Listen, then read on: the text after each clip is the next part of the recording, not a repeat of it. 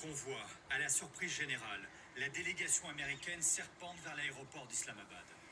Au bout d'une seule journée de négociations, le vice-président des États-Unis, J.D. Vance, rentre en Amérique.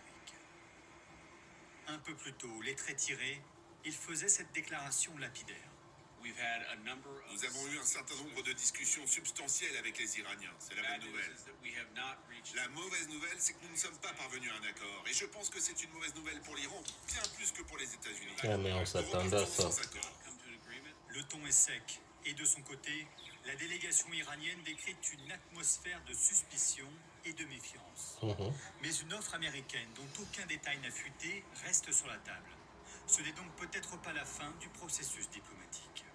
Les Pakistanais ont tout fait pour que ces échanges qui ont eu lieu dans cet hôtel se passent du mieux possible. Au bout de 21 heures, la discussion a tourné court, mais le simple fait que ce face-à-face ait lieu entre les deux pays ennemis représente en soi une performance diplomatique. Les négociations bloquent sur plusieurs points. Tout d'abord, le nucléaire. L'Iran refuse d'abandonner son programme et de renoncer formellement à la bombe dans le futur, ce qui serait considéré comme une capitulation.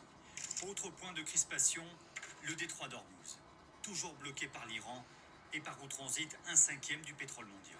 2 destroyers de la marine américaine s'y seraient engagés hier pour nettoyer le détroit, selon Donald Trump. Le président américain, devant la presse, était presque dédaigneux au sujet des négociations qu'il avait pourtant d'abord annoncées avec optimisme.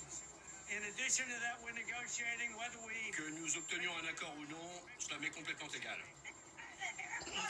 La raison, c'est que nous avons gagné. Trouver un accord, nous on est fatigué de souffrir, mon frère. En cas d'échec Le des carburant qui ne fait que négociations, monter. les guerres peuvent être Incroyable. conclu mardi dernier, le cessez-le-feu entre les États-Unis et l'Iran expire dans une dizaine de jours et aucun parti n'a évoqué un prolongement.